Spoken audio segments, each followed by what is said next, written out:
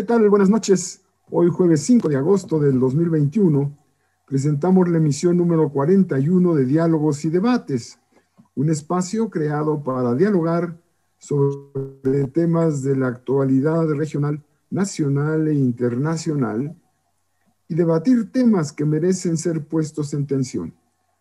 En esta emisión, en la sección Memoria Histórica de Nuestra América, Adriana Paola rememora el Día de la Pachamama.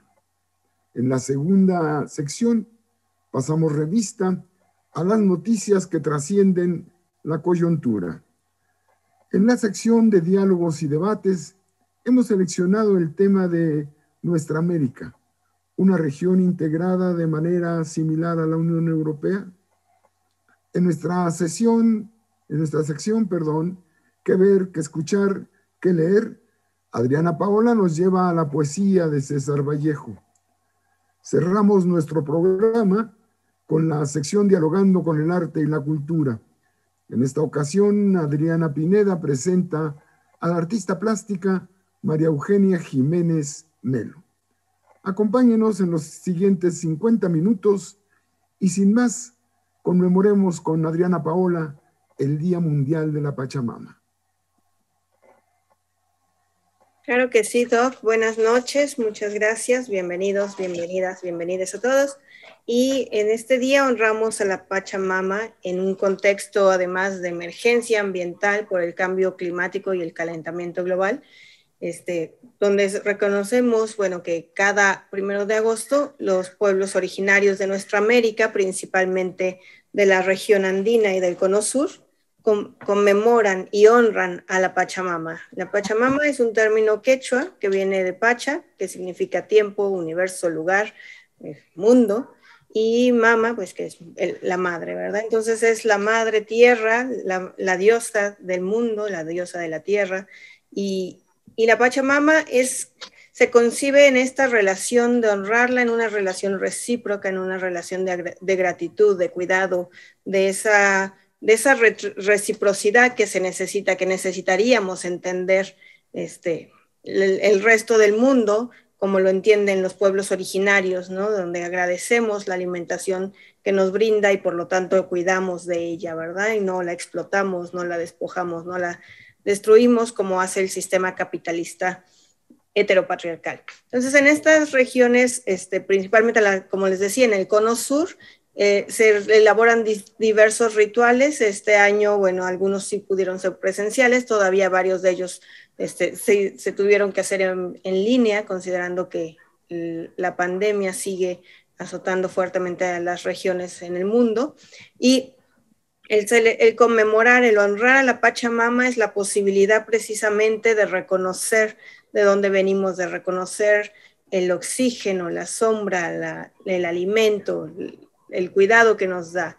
Y ya Mercedes Sosa ya cantara: yo soy el cielo, la inmensidad, yo soy la tierra, madre de la eternidad, soy Pachamama, soy tu verdad, yo soy el canto, viento de la libertad, ¿verdad? Y esa es una canción que interpreta Mercedes Sosa, que se llama Viento del Alma, precisamente, y honra a la Pachamama. Y también el grupo de folk rock argentino, que se llama Arbolito, también tiene su canción que se llama Pachamama, donde dice: hay bosques que daban oxígeno y sombra y ahora ya ni se ven. Entonces, pues son como estas celebraciones ancestrales son recuperadas y se expanden no solamente en nuestra América, sino en el resto del mundo.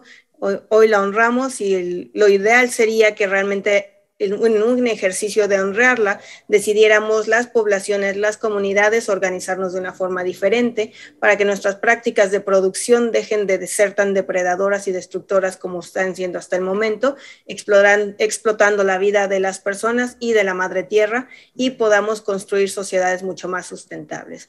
Es con esta reflexión, con este llamado, esta invitación a realmente agradecer, retribuir y cuidar la vida, que conmemoramos el día de hoy a partir del 1 de agosto, y se conmemora todo el mes de agosto, considerando además que es la entrada, en el Cono Sur es una época fría, entonces también es esa gratitud de saber que se va a sobrevivir incluso al crudo invierno, y sumarnos a al cuidado de la madre tierra desde esta cosmovisión que nos comparten los pueblos andinos.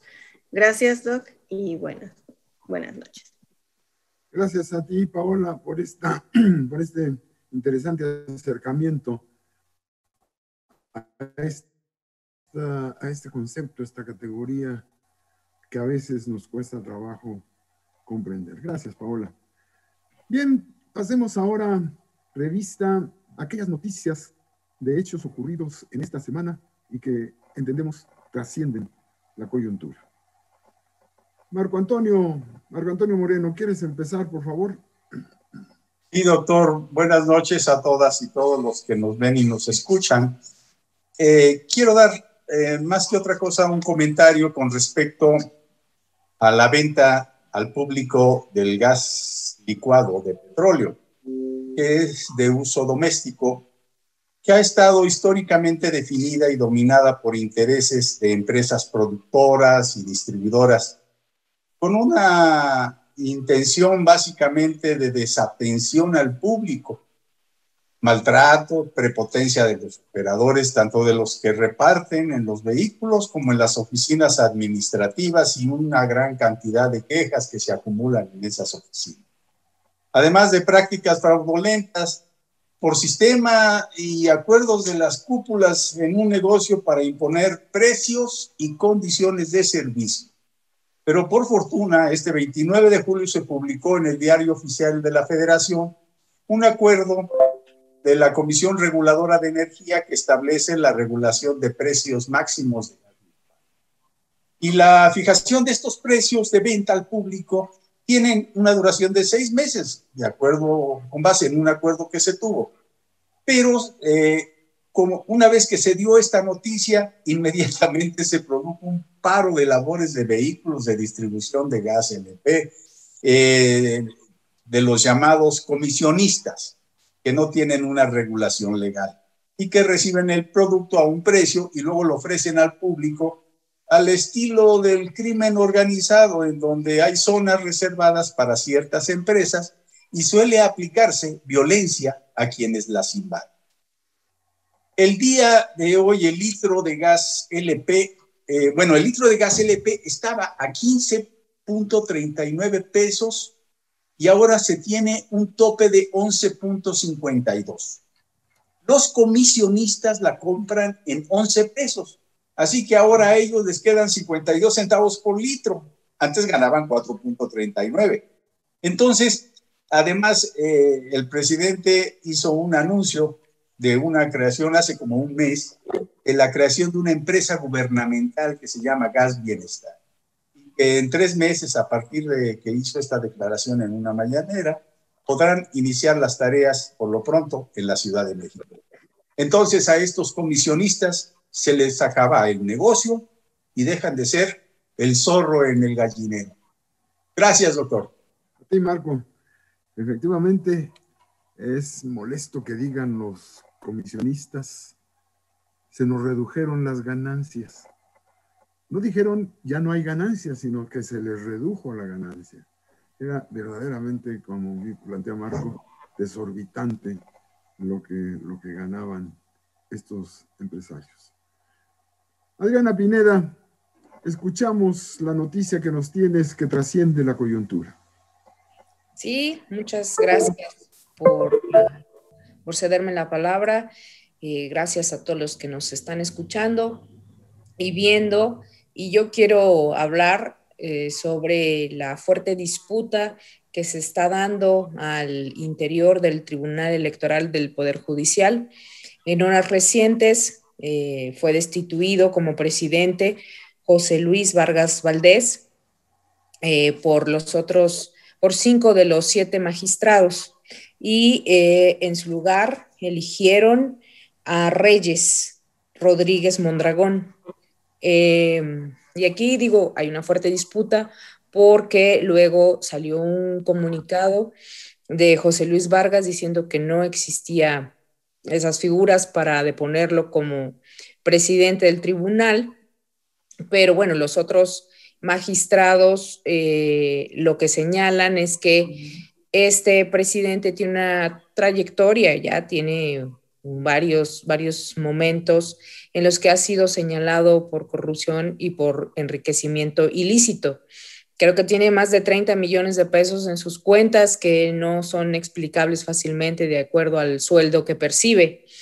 Esto aunado también en fechas recientes el amparo a Kamel Nacif y creo que hasta su que le fue quitada la acusación de tortura hacia Lidia Cacho. Todo esto pone en cuestión al poder judicial de este país, se ha mostrado coludido, se ha mostrado corrupto y ha generado, yo creo que una estela importante de impunidad en este país. Creo que hay que poner atención en el poder judicial y hay que pues estar atentos a un nuevo código de ética, nuevas reglas. Creo que por reglas no paramos, ¿no? Ahí tienen muchas y muy buenas. Sin embargo, pues la impunidad en este país es del 90%, de más del 90%. Es inaceptable continuar viviendo en estas condiciones y creo que debe haber una revisión importante. Bueno, es lo que quería compartir. Gracias. Adriana, has tocado un punto verdaderamente trascendente, un punto que duele al establishment. Habían trabajado con absoluta impunidad, inclusive se sentían respetados. Y mira que lo que se viene a uno a enterar. Víctor Hugo, buenas noches. Bueno, muchas gracias, Doc. Pues las noticias de esta semana son bastante dinámicas. Iniciamos por la consulta popular, que sin duda es un hecho que trascenderá la coyuntura. Lamentablemente no se llegó al 40% que exigía el INE, es bastante alta, se exigían alrededor de 37 millones de votos. Eso sucede solamente en elecciones en las que se eligen diputados. A veces ni siquiera las gubernaturas cumplen con el 40% de la convocatoria. Sin embargo, pues la legislación puso bastante exigente y exigían, valga la redundancia, el 40%. Por otra parte, pues yo creo que sí es un triunfo del pueblo mexicano, porque finalmente la recolección de estas firmas en gran medida fue realizada por Omar García. Las firmas que dieron pie a la consulta fueron recabadas por Omar García, sobreviviente de la noche trágica de Ayotzinapa. Y bueno, a partir de ahí se dio una movilización popular en México para pedir la consulta y para ir a votar por el sí hacia el juicio a los expresidentes. Finalmente, bueno, el sí se llevó la ventaja, fue alrededor del 98% de personas las que fuimos a votar pidiendo el juicio. Algunos de los que se abstuvieron de votar no niegan la voluntad que tienen de que sean juzgados, pero se fueron con esta frase de fácil digestión de la ley no se consulta, pero o sea, los legisladores que son representantes populares se encargan o se deberían de encargar de consultar a la población para proponer las leyes. O sea, las leyes por sí mismas sí deberían consultarse, porque para que tengan la legitimidad del respaldo popular debería haber una consulta para las leyes. Y aquí sale la vena autoritaria de las derechas. Aquí sí vale las derechas, porque a pesar de que los unen los intereses, hasta ahora han estado desmembrados, pero cuando se juntan, como en esta ocasión, operan bastante bien. Es de reconocer también la lectura que hicieron ellos sobre cómo llegar a la población. Identificaron un punto de flaqueza y en una frase así como todos son iguales, la desesperanza es la que va a reinar, no te movilices, todo va a seguir como seguía antes, se puede resumir en esta frase de la ley no se consulta. Entonces yo creo que da para mucho análisis, también desde el lado de las izquierdas, en el sentido de que es posible generar nuevas o buscar la forma de de llegar a cierta población que se ha escapado de esta, digamos, de la politización. Hace falta trabajo político de las izquierdas para politizar más a la población. Y bueno, los movimientos que se están dando en el tribunal, pues son complejos, van a dar de qué hablar en los próximos días. Y bueno, pues ya para no extenderme con más noticias, porque hay muchos, Ana, yo creo que ahí la dejamos. Gracias, Víctor. Sí, lo curioso es que todo lo que pasó se le atribuye al gobierno, cuando el gobierno tuvo un poco que ver. Finalmente fue una iniciativa de un grupo de ciudadanos que levantaron la demanda de la encuesta, de esta consulta, que va más allá de lo que ellos pensaron. Bien, Adriana Paola, tu noticia, por favor. Pues esta semana, bueno, México, siguiendo con las partes legales y demás, México demandó a empresas manufactureras de armas en Estados Unidos, culpándolas y, bueno, exigiendo que asuman la responsabilidad que tienen en el tráfico ilegal de armas y en la forma en la que comercializan sus productos. Entonces, bueno, en una corte en Massachusetts, en Estados Unidos, el pasado miércoles, pues el gobierno mexicano, y a través de Relaciones Exteriores, hace esta demanda.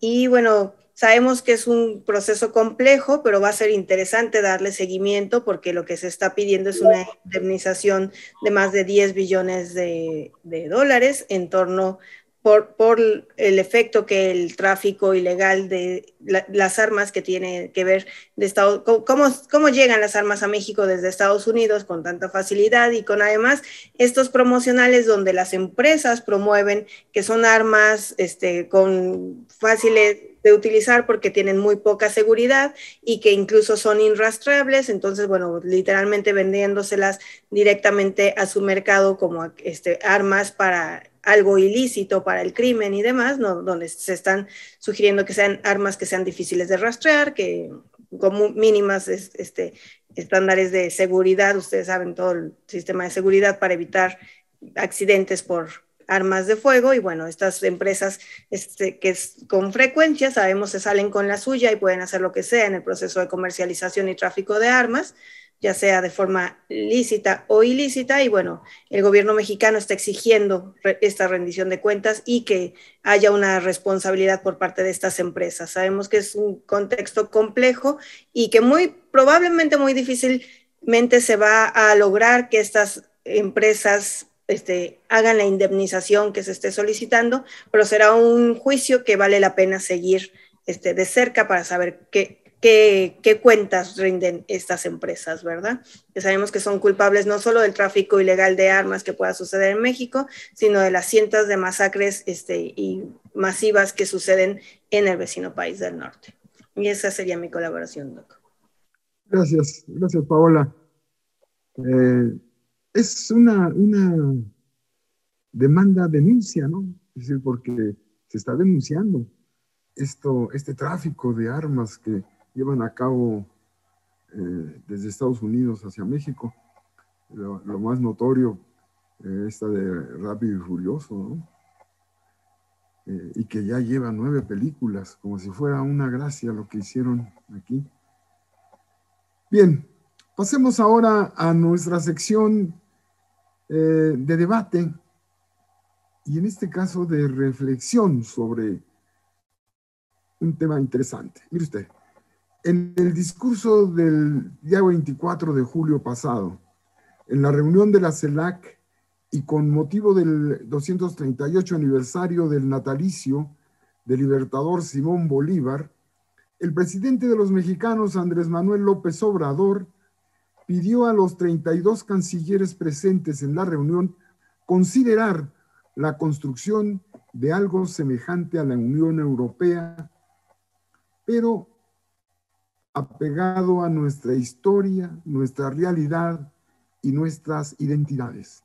Eso nos llevó a la decisión de reflexionar esta noche sobre qué es la Unión Europea y qué posibilidades hay de que algo similar a la Unión Europea se hiciera en América Latina. ¿Qué es la Unión Europea? Algunos datos, es complejo el tema.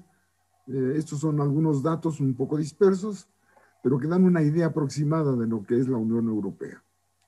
La Unión Europea es una asociación económica y política supranacional integrada por 27 países europeos que han delegado, eso es importante, parte de su soberanía nacional, en instituciones comunes para tomar decisiones conjuntas sobre asuntos de interés común.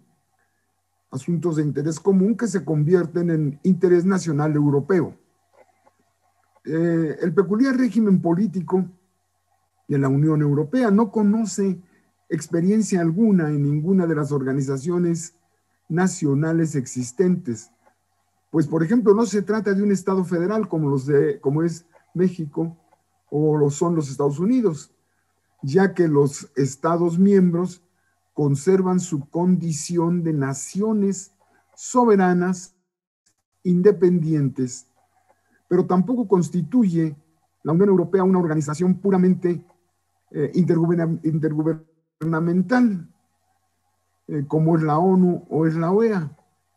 En cambio, la Unión Europea, los Estados miembros asumen una política común.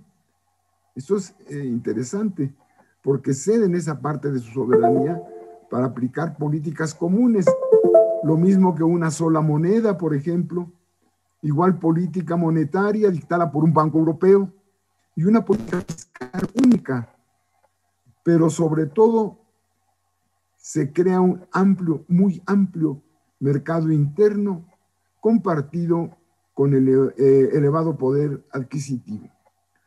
Las instituciones compartidas donde se procesan las decisiones conjuntas son el Gobierno Europeo, con sede en Bruselas, el Parlamento Europeo, que es elegido por los ciudadanos de la Unión Europea, y el Consejo Europeo, que representa a los gobiernos nacionales, cuyas decisiones se basan en las propuestas que presenta la Comisión Europea.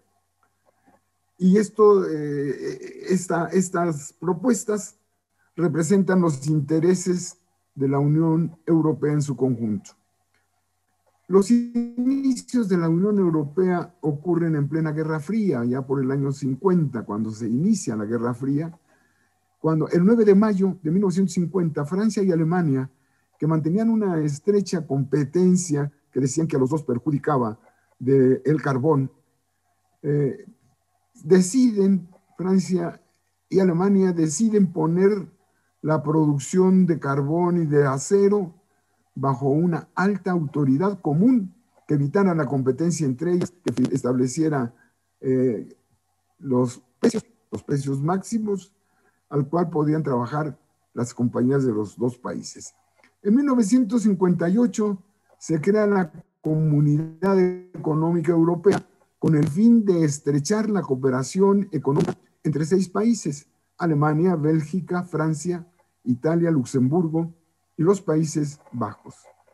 Institución que evolucionó esta unión económica, evolucionó hasta que en 1993 se transformó en Unión Europea, fundada por estas 6 naciones mencionadas, y que se amplió en 6 ocasiones hasta llegar a 28 países miembros, que se redujeron a 27 por la separación que en 2000 hizo la Gran Bretaña de la Unión Europea.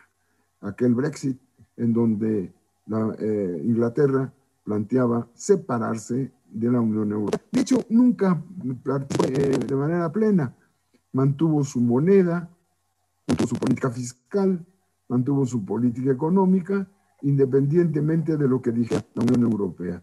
Esta salida nada más fue una formalidad, pero ya estaban fuera casi desde que no aceptaban las políticas de Europa.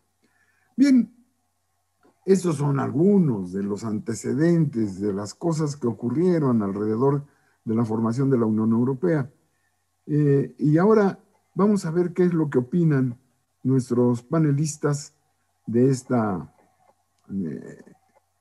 posibilidad, que a lo mejor no suena mal, pero que a lo mejor no es viable. ¿Quieres empezar, Adriana Pineda, por favor? Sí, doctor, pues muchas gracias. Es un tema relevante que está sonando a partir de esta reflexión, sugerencia que hace López Obrador en su discurso conmemorativo. Y bueno, desde luego que la integración regional en América Latina ha tenido varios intentos, varios procesos. Me parece que hasta el momento todavía persisten algunas iniciativas, por ejemplo, el ALBA. No estoy segura que haya las condiciones en la mayor cantidad de los países, creo que son más de 30 países que forman América Latina y el Caribe, que compartimos muchos, la gran mayoría, el castellano como lengua común. Me parecería difícil tener una política económica o política monetaria semejante, pero siempre ha estado en la discusión la necesidad de tener vínculos, además de los comerciales, los económicos, políticos, que han sido el eje de estas iniciativas, también los temas sociales, culturales y ambientales, porque pues América Latina, a diferencia de la Unión Europea, pues somos países productores de materias primas, en los que también aquí al interior está el debate de si se vale o no expoliar al medio ambiente para lograr desarrollo económico al interior de los países.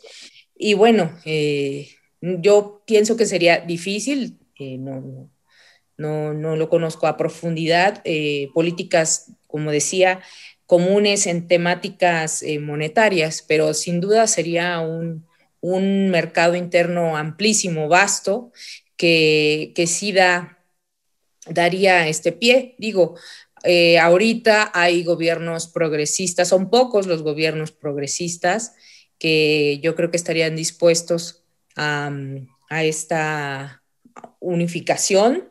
Y bueno, pues hay países también muy importantes, Colombia, en este momento Brasil, que no, me parece que más bien sus gobiernos son de derecha, ¿no? Y pues me parece también que debería ponerse en cuestión que América Latina pudiera dejar de ser este país que expolia a la naturaleza, al medio ambiente, ¿no? Para pensar en un desarrollo diferente. Gracias, doctor. Gracias a ti. Víctor Hugo, ¿qué opinión tienes tú de esta propuesta? ¿Cómo la abordarías? Pues del otro lado, dicen divide y vencerás. Y yo creo que desde que el libertador Bolívar y bueno, después todos los personajes históricos han intentado unificar América, hemos tenido por el otro lado a los Estados Unidos tratando de dividirnos. Entonces, eso ha garantizado a los Estados Unidos la capacidad de controlar a lo que ellos llamaban su patio trasero, de controlar los recursos de nuestra América. Y en términos geopolíticos es muy útil para ellos. En el caso, por ejemplo, de Japón, decidieron apoyar a Japón para mantener el avance de China. Y Japón hoy es una potencia industrial. Intentaron, o bueno, no es que lo hayan querido en realidad, pero tuvieron una aproximación como a medio maicearnos durante esta época de la integración con desarrollo, previendo o previniendo también que se extendiera la Revolución Cubana en América, pero en nuestros pueblos la forma más efectiva que han encontrado ellos para mantener o para contener el avance de la democracia, el avance de la soberanía de los pueblos, ha sido en primera instancia la represión, y una represión que no solo es de esa represión selectiva a la que hemos estado acostumbrados en México, como la guerra sucia o este gran plan del plan Cóndor en América, sino represión masiva como la que se ejerció o se ha ejercido durante ya muchos años contra el pueblo cubano, porque es precisamente una represión el hecho de que exista un bloqueo contra el pueblo cubano, es una forma de reprimir el anhelo de soberanía. Por otra parte, sucede igual con Venezuela, que no solo no han padecido un bloqueo comercial, financiero, sino que incluso han sido despojados de sus cuentas en el extranjero. Se les ha arrebatado una gran cantidad de inversiones en Estados Unidos, por ejemplo, en cuestiones de refinería. Y uno de los parteaguas, un indicador importante, ha sido este intento de negociación colectiva de los países de nuestra América en la deuda en la que estábamos metidos en la segunda mitad del siglo pasado, y ese intento de generar una negociación conjunta fue desmembrado por los Estados Unidos. Aquí el asunto es cómo pensar, es un reto el repensarnos como un equipo, porque en el imaginario colectivo ya está muy metida esta idea de el competir con el otro, competir con el vecino, y la llegada al poder de sujetos como Bolsonaro en Brasil han complicado más este intento que venía avanzando de consolidar una alianza en América. El caso, por ejemplo, de la Alianza Bolivariana, que tuvo un gran avance, pero que a partir de la llegada de Bolsonaro y otros sujetos, por ejemplo, en Macri en Argentina, que fueron dos grandes golpes, pero que continúan tratando de desestabilizar este intento de unificar, pues son retos que enfrentamos y que basta pensar en el potencial que tiene el estar unidos al analizar el caso contrario. ¿Cuánto esfuerzo y cuántos recursos invierte el imperio, los Estados Unidos, para dividirnos? ¿Es tan buena inversión para ellos como lo podría ser para nosotros el unirnos y obtener una victoria que sea capaz de unificarnos? Yo creo que la mejor manera de pensarlo es que en costo-beneficio, con todo el dinero que ellos gastan, aún así les sale barato respecto al potencial que podría tener una América unida. El capital que han sacado de América Latina, ¿no? El ahorro interno de América Latina está allá. Además, la derecha juega también en el equipo de ellos, porque yo recuerdo un artículo de un distinguido intelectual de derecha que decía que qué andábamos mirando para el sur, que había que ver el norte, que es el mercado mundial más importante del mundo, decía en esa época, ¿no? O sea, también hay quienes defienden la integración con Estados Unidos.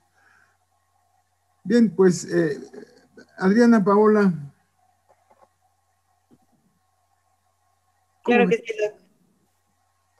Pues me parece que efectivamente tenemos como este imaginario colectivo romántico donde podemos construir nuestra América como una zona regional unificada.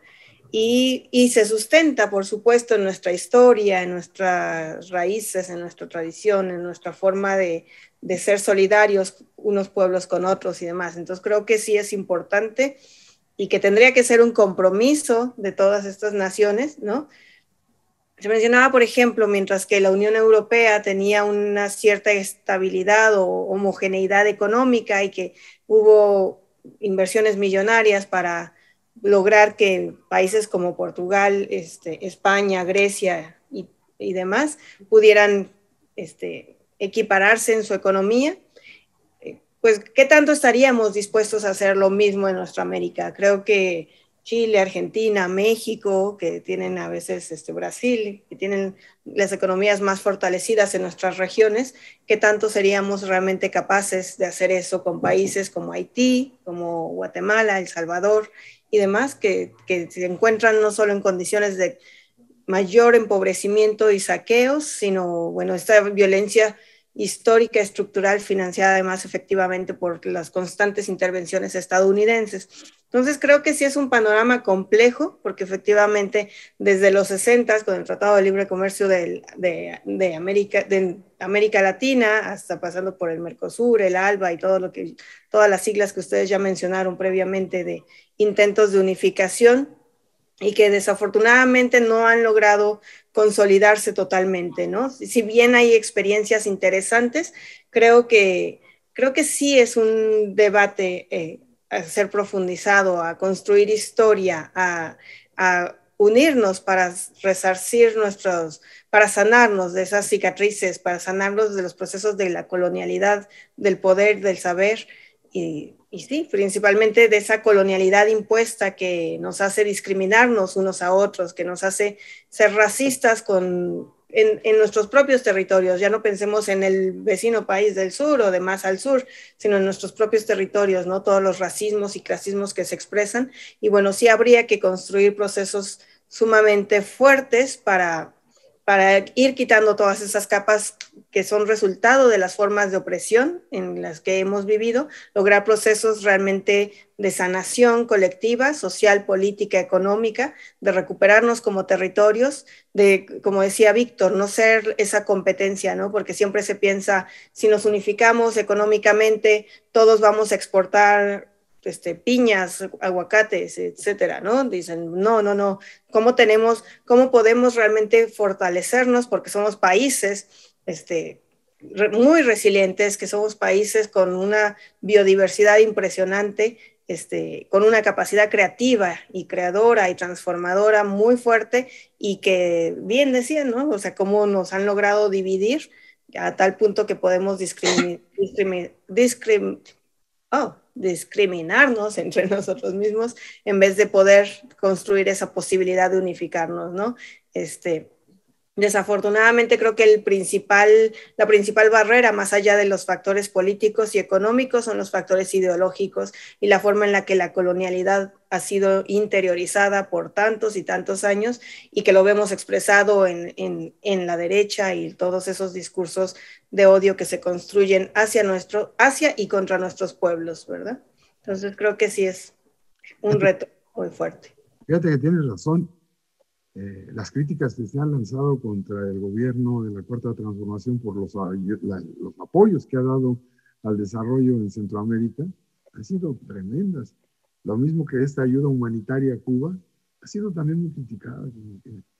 No les gustan estas cosas de solidaridad entre latinoamericanos.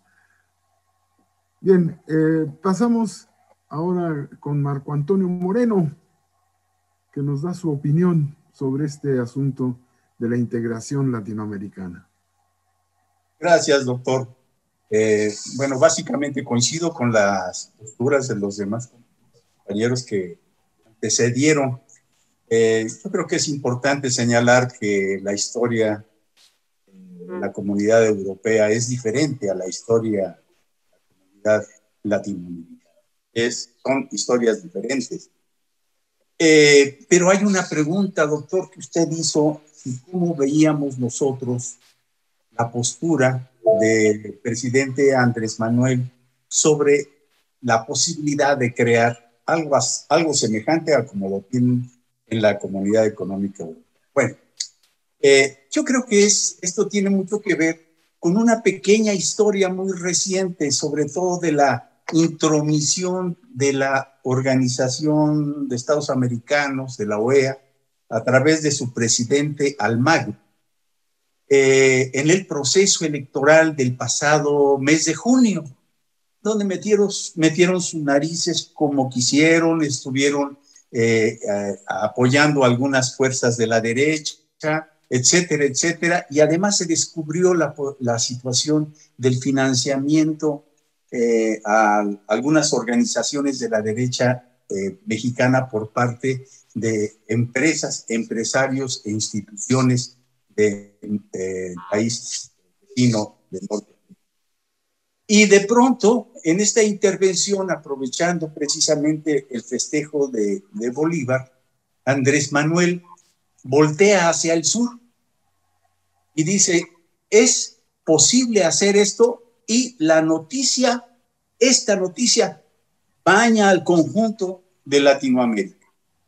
Y efectivamente la baña, y se presenta la posibilidad de hacer factible lo que los compañeros ya habían planteado, de la posibilidad de que en algunas organizaciones como que de naciones suramericanas, como la UNASUR, la Alianza Bolivariana, la Comunidad de Estados Latinoamericanos y Caribeños, incluso la Alianza del Pacífico, que han hecho esfuerzos por integrarse, ya no tanto en el sentido monetario, sino en el sentido comercial, y tener la posibilidad de tener un mayor desarrollo y establecer un contexto económico que pudiera favorecer algo que permita efectivamente afianzar lo que se está dando en América Latina en este giro hacia la izquierda a partir de este siglo XXI, como una política latinoamericana. Y entonces se empieza a ver la posibilidad de que efectivamente las posiciones de determinados sectores conservadores se ponen posibles, por supuesto que se ponen a temblar. Pero aquí hay algo muy interesante y muy importante. La pregunta es esta: dada la conducta histórica que ha tenido los Estados Unidos hacia Cuba, hacia Venezuela y hacia aquellos países en donde han tenido gobiernos progresistas, la pregunta también surge en este sentido. ¿Es posible desafanarse de este monstruo hegemónico que impone Estados Unidos ante una posibilidad de la integración de algunos gobiernos latinoamericanos para poder conformar una institución o un cuerpo que dé posibilidades de que no sea solamente como beneficio para el capital, sino para poder garantizar beneficios a sociedades y hacer una distribución de la riqueza más equitativa? Esta es la situación que en un momento determinado se puede presentar como la pregunta clave. ¿Es posible que los Estados Unidos den chance, se abran? Si yo creo que uno de los elementos para conformar una institución a nivel o una organización a nivel latinoamericana con mucha fuerza, empezando es para defender la soberanía de los países latinoamericanos. Esto es lo que le molesta a Estados Unidos. Esto es lo que le impide, efectivamente nos impide, y por eso nos divide, y lo hace de muchas maneras, con golpes blandos. Nosotros vivimos el siglo pasado gobiernos militarizados y nos hemos logrado sacudir de ello, pero ahora es posible esto. Yo creo que la propuesta de Andrés Manuel es una excelente propuesta. Circundó la noticia a nivel mundial de la posibilidad de esta, y habría que ver en términos de una política macroeconómica la posibilidad de la integración de los pueblos latinoamericanos para beneficio de los propios pueblos latinoamericanos. Esa es mi opinión, doctor. Gracias, Marco. Bien, pues con esto damos paso a nuestra siguiente sección. Esta reflexión ha sido muy interesante. Yo recuerdo que Simón Bolívar la plantea, una sola nación, incluso proponía con una capital, México. Ojalá pudiera hacerse, como dice Marco Antonio, pero pues no le vamos a pedir permiso, ¿no? Pero que no se molesten mucho, y que se molesten, pues que se aguante. Bien, pues pasamos ahora a nuestra sección que oír a dónde ir. Esta vez, Adriana Paola nos lleva a recordar la poesía de este peruano, de este poeta peruano, César Vallejo. Adriana Paola, te escuchamos. Muchas gracias, Doc. Y efectivamente, José Carlos Mariátegui, en 7 ensayos de la interpretación de la realidad peruana, escribió: Vallejo es un poeta de una estirpe, de una raza. En Vallejo se encuentra por primera vez en nuestra literatura el sentimiento indígena virginalmente expresado. Y bueno, esto describe mucho la poesía de Vallejo, su compromiso siempre histórico con su realidad, con su momento histórico. Y César Abraham Vallejo, pues nació en Santiago de Chuco, en Perú, en 1892. Y bueno, murió, sabemos, pues fuera de su país, en un Viernes Santo en 1938 en París, ¿verdad? Y bueno, es un poeta magistral que hacía una revisión profunda de cada poema, cada escrito que él realizaba. Se menciona, muchos lo han llamado el Walt Whitman de nuestra América, ¿verdad? Y bueno, creo que se equipara y puede tal vez hasta superarlo, diría yo. Y bueno, Vallejo tiene esta característica de construir poesía desde lo indígena, de acercarse a otros poetas indígenas en su región de origen, ¿verdad? Dialoga en distintos momentos con Manuel González Prada, con José Santos Chocano y con otros poetas indígenas en su región, ¿verdad? Además, también tiene esta presencia constante de hablar de su cotidianidad, de hogar, de su tierra natal. Entonces vemos cómo Vallejo construye ese Vallejo ausente, ¿no? Porque sabemos que estuvo en París, estuvo, pues, porque fue constantemente perseguido, entonces tuvo que viajar a París para estar refugiado también. Y bueno, y recupera mucho también esos personajes cotidianos, esos personajes del pueblo. También tiene esta poesía andina, habitada en lo andino, ¿verdad?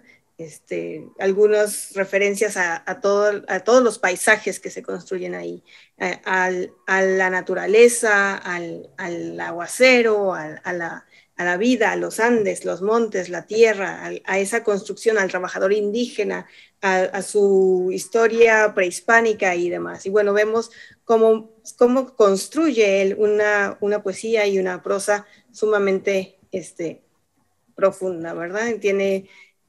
Identifica, una constante era el dolor y la muerte, por supuesto, y vemos esa tragedia que está constante, que está presente, por ejemplo, en Fabla Salvaje, y también vemos esto en el Tuxtete, ¿no? Donde está esta explotación y este dolor que él atestigua de los pueblos indígenas, ¿verdad? Y las injusticias que pasan contra la población infantil, por ejemplo, en Paco Yunque, y así una serie de construcciones que él elabora que vemos es plasmada en todos sus escritos. Entonces, bueno, más allá de describir tal vez toda su historia biográfica, que pues fácilmente podemos buscarla en internet, me gustaría que compartiéramos, no tanto yo como el resto del equipo, la lectura de algunos de sus poemas. Me permito iniciar con, bueno, dos que además de ser muy icónicos en la poesía que él escribe, también son de mis poemas favoritos que tiene él, y uno es La Masa nada más.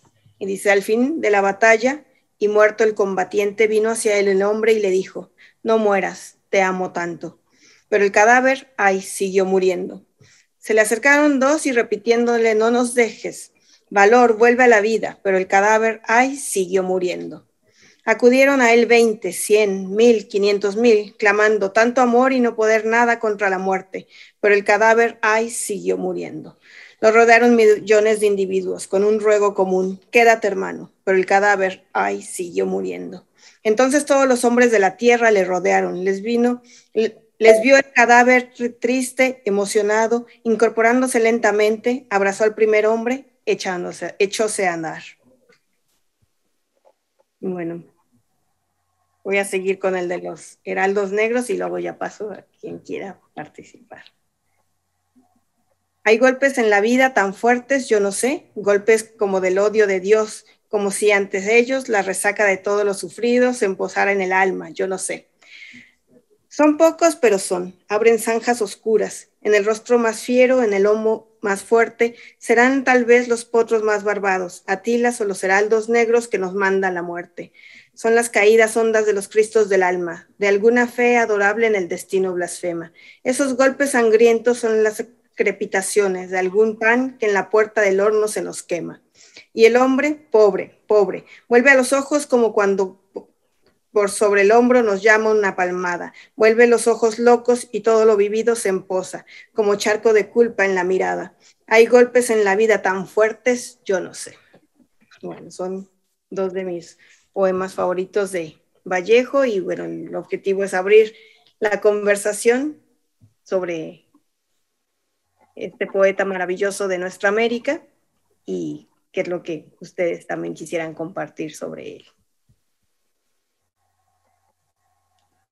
Bueno, yo no un poema, no los sé decir.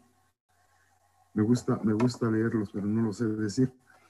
Lo que yo podría aportar de César Vallejo es que es un ejemplo de algo que alguna vez en uno de los programas de diálogos y debates comentábamos. No está reñida la poesía excelente, la poesía que de verdad duele, la poesía que de verdad conmueve, con la militancia comunista. César Vallejo era un militante comunista. Por eso fue perseguido. Esto fue lo que lo llevó a exiliarse, de hecho, en París, donde quería morir un jueves, en un aguacero. Y murió efectivamente en París. Pero vale la pena leerlo, ya no lo reeditan.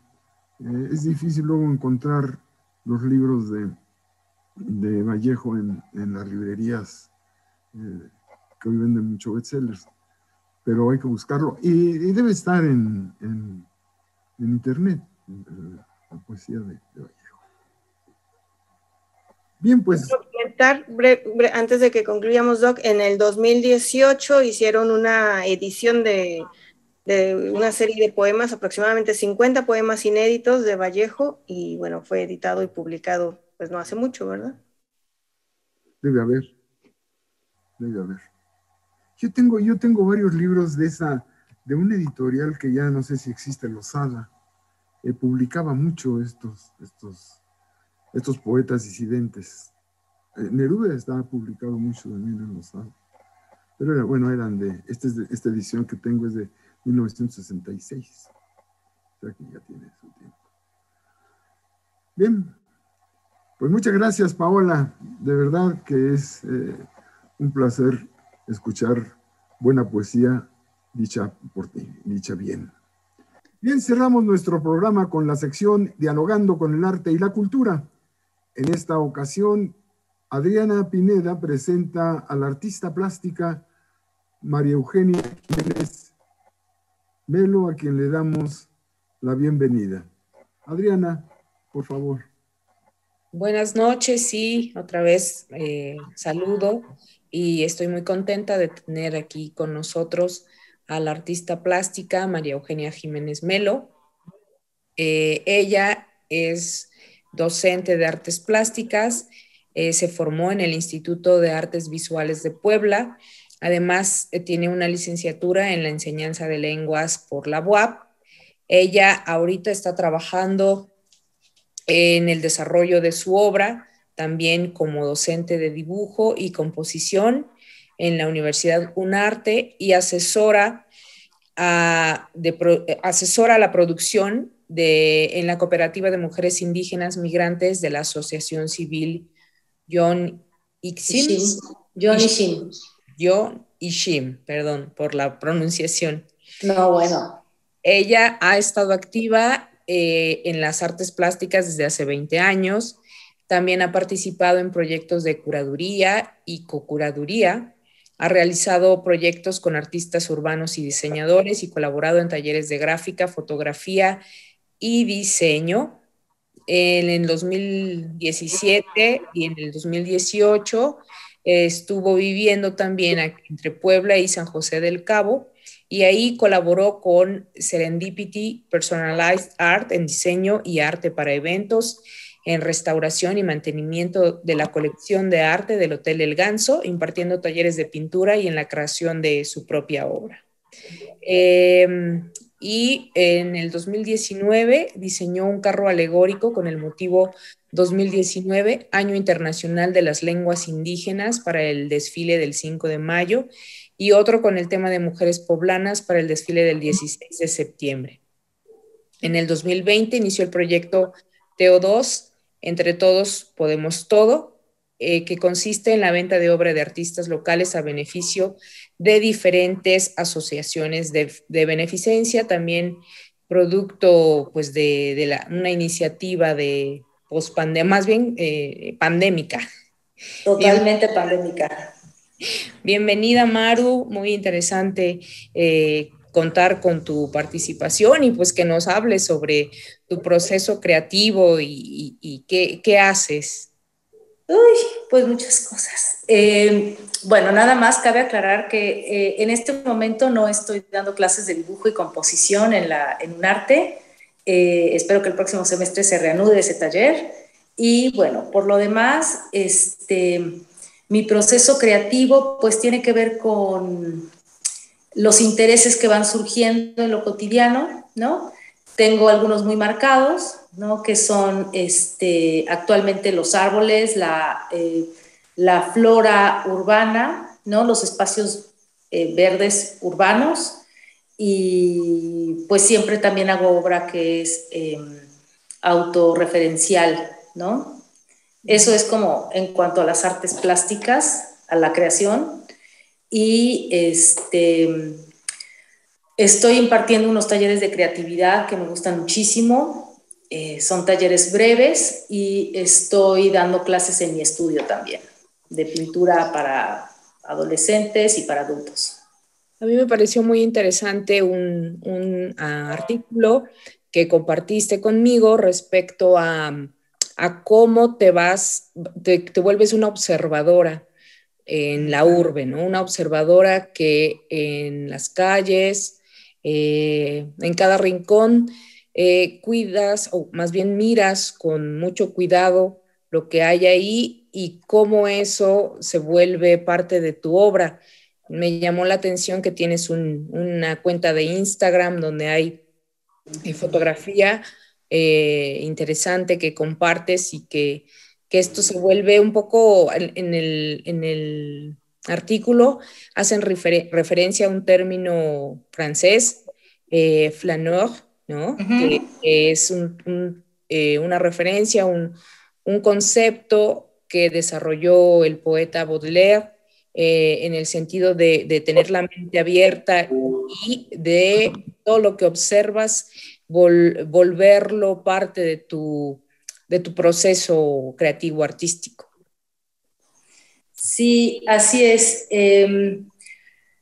Aquí faltó mencionar algo muy importante, que es, yo soy caminante, ¿no? O sea, y me gusta mucho, siempre había sido muy caminante, pero a partir de que inició la pandemia, pues ya se volvió como hasta una estrategia, ¿no? de sobrevivencia, simplemente salir y observar. Y eso es una actividad que he estado realizando ya como con cierta formalidad, por así decirlo. Entonces, hay cosas que inmediatamente llaman mi atención, y tiene mucho que ver lo que comentaba con los espacios verdes urbanos, con la flora urbana, que además durante la pandemia pues creció mucho. Para mí fue muy notable, ¿no? Como al no haber tanta gente en la calle, pues las plantas dijeron, pues ya llegamos nosotras, ¿no? Claro. Y en algunos lugares las han conservado, y en otros ya las quitaron, o ya las están empezando a quitar.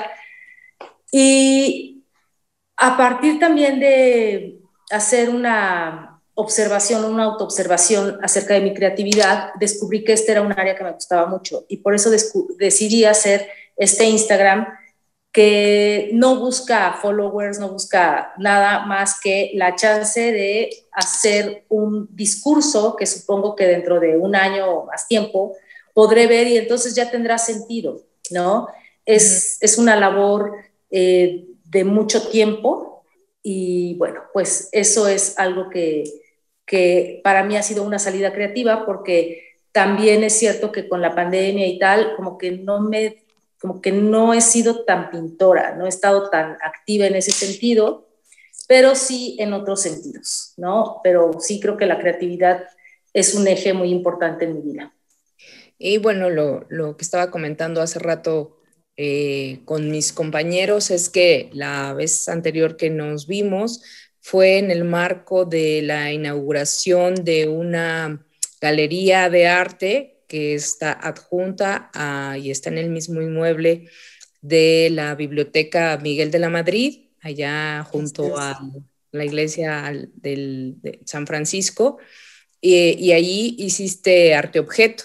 Fue muy interesante cómo recuperaste, porque comentaba que esa galería, que era muy bonita, tenía guardada la colección de los libros de las bibliotecas públicas, de 2 bibliotecas públicas, la de San Pedro y la que estaba también en la Casa de la Cultura.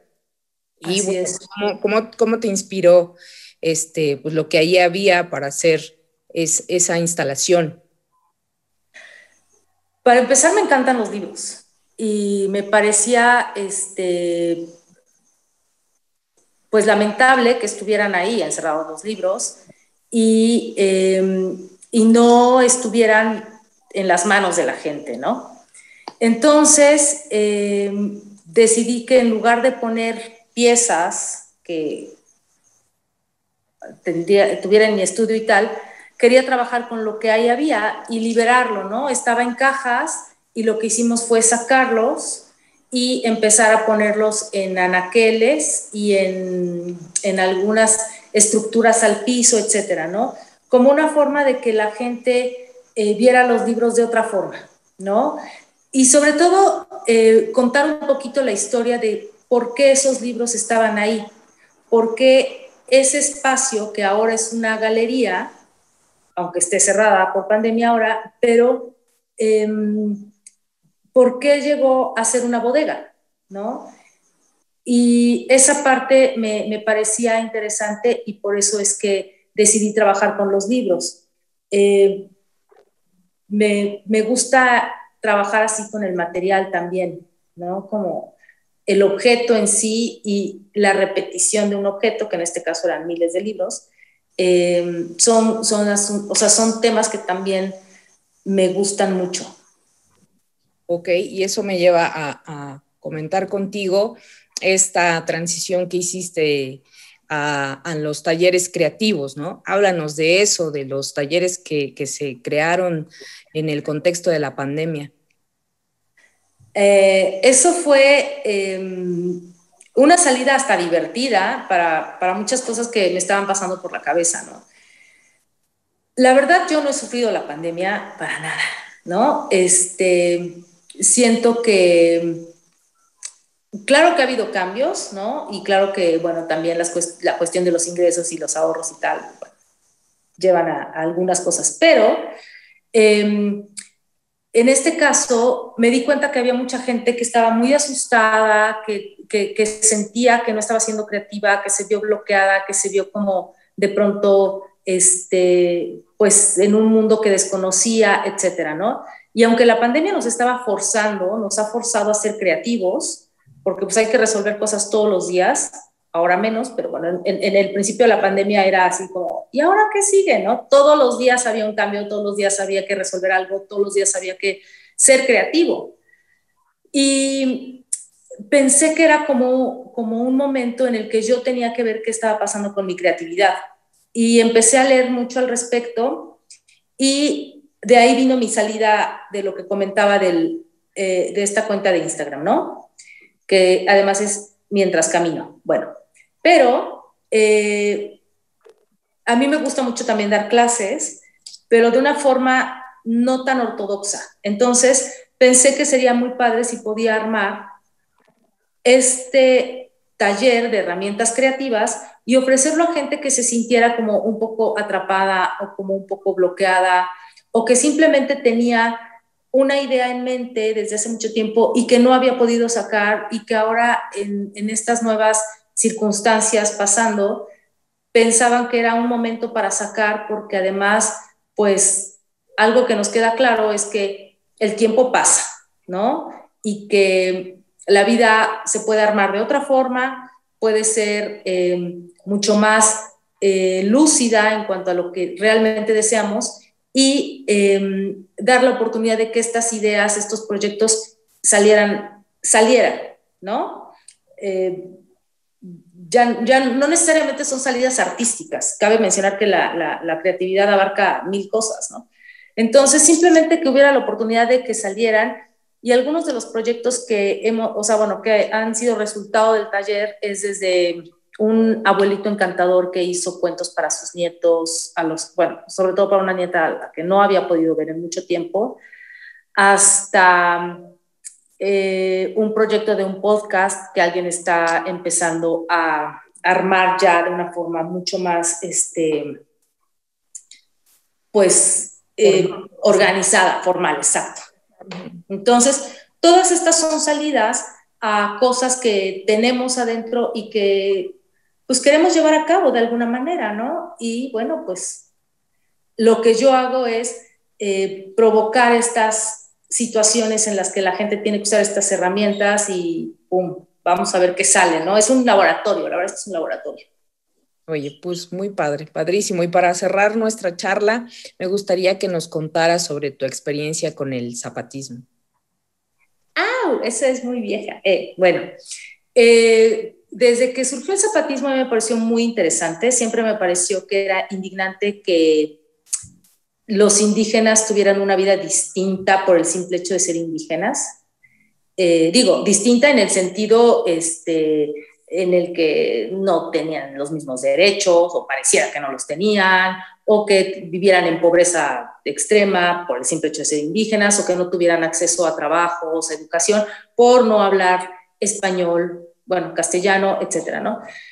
Y bueno, bien, el zapatismo me interesa, pero a la vez como que tampoco quería como aventarme a ir a Chiapas. Y bueno, finalmente en el 98, 99 se da la oportunidad y fui y me gustó muchísimo. Lo que vi ahí me gustó mucho.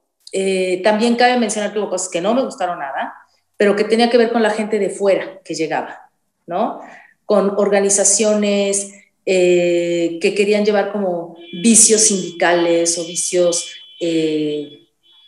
no sé, como de estas organizaciones que ya la verdad están muy viciadas y querían llevarlos y que funcionaran las cosas de acuerdo a estas formas de trabajo. Eso no me gustó, pero lo demás, en cuanto a la organización indígena en sí, esa me encantó. Y ya, pasaron los años y pero siempre me quedé como con este tema, ¿no? de la cuestión indígena.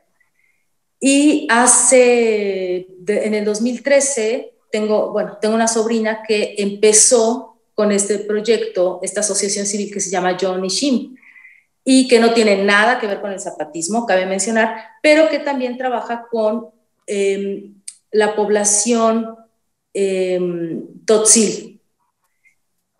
Trabaja con los migrantes tzotziles que llegan a Puebla y que su mejor opción de vida es pedir dinero en un camellón. O sea, esto nos explica cuál es la situación en esas comunidades. Entonces, empecé a trabajar con ellos y pues yo no me dedico a la parte educativa ni nada de eso. De hecho, yo casi nada más trabajo con la producción del taller de mujeres, que cambia mucho de número a veces de participantes, y hemos sacado algunos productos que, bueno, pues han sido algunos más exitosos que otros, pero pues lo que me interesa es que ellas puedan irse formando a ser lo más autosuficientes posible. Ok, perfecto. Pues muchas gracias, Maru. Por favor, dinos a dónde te podemos encontrar para los que estén interesados en asistir a tus talleres? Y pues pueden encontrarme por Facebook con mi nombre completo, María Eugenia Jiménez Melo, y en Instagram tengo 2 cuentas de Instagram, una es Maruquetina con K, Maruquetina, y la otra es esta que es Mientras Camino 11. Ahí es la mejor forma de encontrarme y bueno, pues ahí pueden recibir toda la información. De momento no tengo página web, es un poco complicada la situación, pero ahí seguramente me encuentran. Muy bien, no sé si alguno de mis compañeros tenga algún comentario, pregunta. Ok, bueno, pues Maru, de verdad, muy interesante tu trabajo. Te agradezco mucho que hayas estado con nosotros y pues bueno, las redes sociales ahora nos sirven para aproximarnos a lo que están haciendo los artistas, que la verdad, bueno, me has compartido últimamente tu trabajo, pintura también, y es muy padre, es luminosa. Gracias. Y Gracias. bueno, pues ahí estamos para educarnos en cuestiones artísticas y también pues para adquirir obra de los artistas. Ah, sí, bueno, ese es otro proyecto. Sale. Bueno, pues muchísimas gracias, Adriana, y muchísimas gracias a todos. Gracias, Maru. Hasta pronto. Sale. Hasta luego. Chao. Bye. Maru.